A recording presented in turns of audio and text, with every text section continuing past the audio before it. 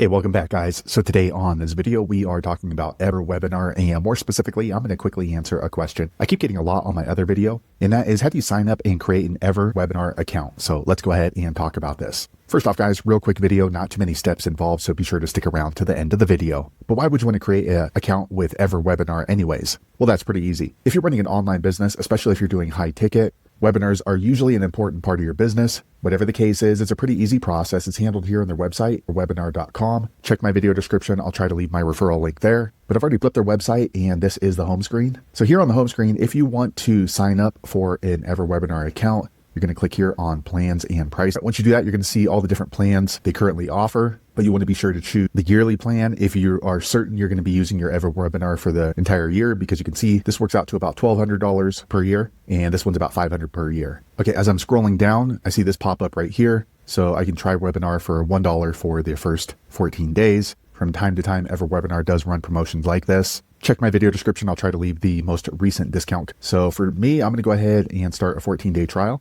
Okay, next they do require you to enter in your first name, last name, email, city, zip code, billing address, because you will need to add your credit card information to pay for the $1 trial or for your first billing statement. So I'm going to enter all this information in off screen. Okay, I entered in the required information. I'm going to click on continue. Okay, after that, the screen pops up. So they let me know that my total is going to be $4.99 because this is going to pay for the entire year. The first 14 days are only $1. So today I'm going to pay $1, but you need to be sure that you are aware that they're going to bill the entire amount after the 14-day trial. If you're okay with that, go ahead and click on continue. Okay, next it's going to show the payment option. So it looks like it's offering credit card payment or Google Pay. For me, I'm going to go ahead and enter my credit card information in and then click on submit payment. Okay, quick second later, the page refreshes. So it says welcome, and they let me know I'm going to receive 3 emails. One is basically my receipt. Second is my email to access, and then one that has all of my purchase information. So I'm going to go ahead and open up the email to get access into webinar. Okay, I checked my email and it was actually in my spam folder. So it just had a link that said here, set up your account. So as soon as I clicked on the link, it brought me to here.